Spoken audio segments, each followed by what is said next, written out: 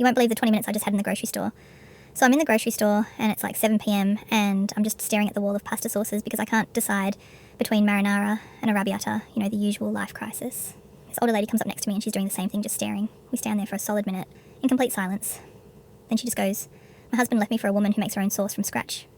I didn't know what to say, so I just blurted out, "Well, her sauce probably isn't even that good." She looked at me and then she started laughing this kind of wheezy cry laugh, and I started laughing too.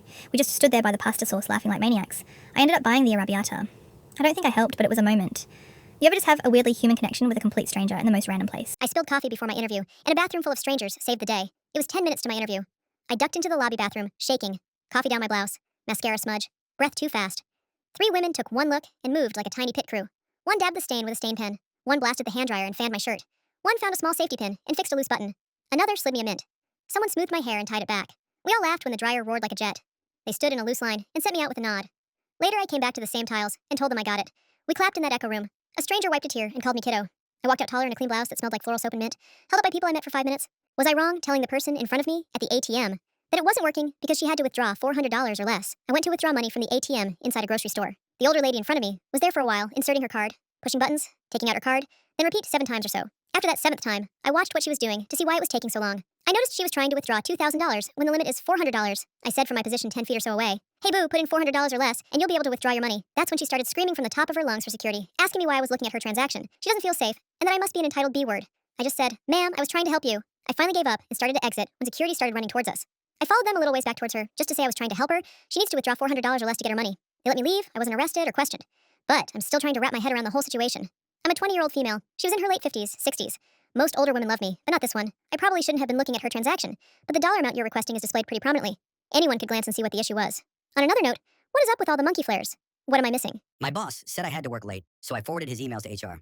If you only hear the title, I might seem like a petty employee, but trust me, this was long overdue. I've worked at my company for 2 years. My boss, Mike, had a habit of dumping extra work on me at the last minute. Always after hours, always urgent. At first I thought it was normal, but then I noticed a pattern. My coworkers never got these late night emails, just me. One night, he told me I had to stay late to finish a report he conveniently forgot to assign earlier. I had plans. I pushed back. He got weirdly aggressive, hinting that my dedication would affect my future here. That's when I started digging. I searched my inbox and found months of these urgent emails. Most weren't even necessary. Some even contradicted deadlines he had given others. Then I remembered something. HR had mentioned during onboarding that all emails were backed up on the company server. So I did what any overworked employee would do. I forwarded everything to HR with a polite inquiry. "Hey, I just wanted some clarification. I seem to be receiving significantly more after-hours requests than my peers. Is this standard practice?" I didn't hear anything for a week. Then out of nowhere, Mike called me into his office. He looked pale. HR had flagged the pattern, compared workloads, and found a lot more than just unfair treatment. Turns out Mike had been diverting work from his own responsibilities onto me while claiming credit for my results. A week later, an all-company email announced that Mike was moving on to new opportunities. I left at 5 p.m. sharp that day. I got laid off and pretended I was still employed. For months, ended up getting a better job because of it. Back in August, I got laid off unexpectedly. No warning, no severance.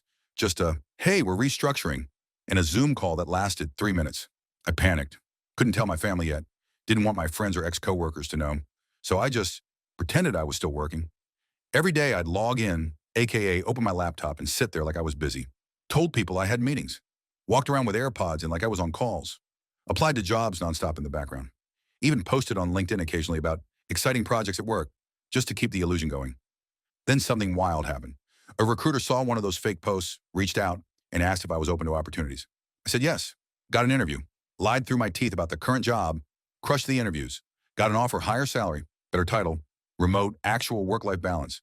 It's been 5 months now, and I still haven't told most people I was ever unemployed. Honestly, don't think I ever will. I used to feel guilty for faking it, but now I just feel relieved. System's built on BS anyway. I just played along until it worked.